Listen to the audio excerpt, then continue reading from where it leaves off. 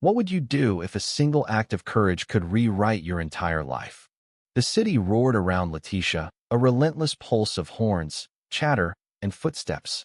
She sat on her usual corner, a patch of cracked sidewalk on 7th Street, her cardboard sign resting against a lamppost. Anything helps. Her clothes were threadbare, her face lined with the weight of years spent surviving. At 34, she'd known too many nights under bridges, too many days with an empty stomach. But her eyes, sharp and unyielding, scanned the world with a quiet defiance. She wasn't just surviving, she was watching, waiting, hoping for something better. The afternoon was heavy with summer heat, the air thick with exhaust. Across the street, a young mother pushed a stroller, her phone pressed to her ear, distracted. The stroller wobbled as she turned, and in a heartbeat, it broke free, rolling toward the busy intersection. The mother screamed, her voice swallowed by the city's din. Letitia's heart lurched. She didn't think she moved. Her body surged forward, legs pumping, worn sneakers slapping the pavement. The stroller careened toward a crosswalk where cars sped through a yellow light. Bystanders gasped, frozen, their phones half raised. Letitia's world narrowed to that stroller, to the tiny figure strapped inside, oblivious to the danger. She dove, arms outstretched, catching the stroller's handle just as its wheels kissed the curb. The impact sent her sprawling, knees scraping asphalt, but she held tight, the baby safe. The crowd erupted, shouts, murmurs, a few claps. The young mother rushed over, sobbing, clutching her child. "Thank you, oh my God, thank you," she cried, barely coherent. Letitia, breathless, nodded, her chest heaving. She stood, dusting off her jeans, ready to fade back into the background. She was used to being invisible. But then, something shifted. A man in a suit, who'd been filming the scene, stepped forward. His name was Marcus, a local journalist who'd been chasing human interest stories. "Ma'am," he said, voice gentle but firm. "That was incredible. Can I talk to you?" Letitia hesitated, wary. People didn't usually see her, not like this. She nodded, though, and Marcus sat with her on the curb, his phone recording her story.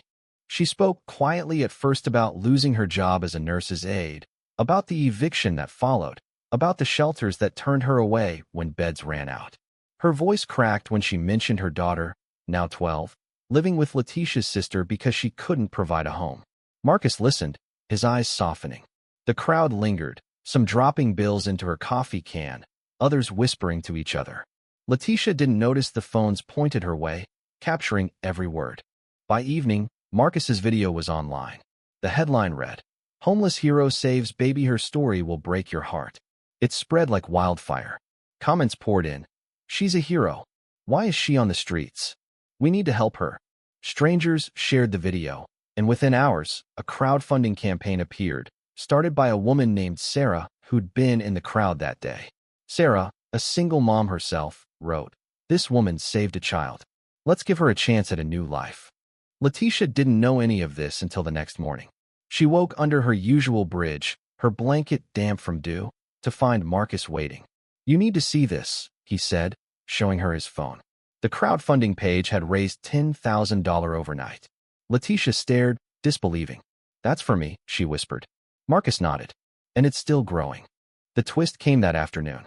Sarah, the campaign's creator, wasn't just a bystander, she was a social worker who'd spent years helping homeless families. She tracked Letitia down and offered more than money, a connection to a housing program and a job lead at a community clinic. "You're a natural caregiver," Sarah said, her voice warm. "That baby's alive because of you. Let us help you rebuild."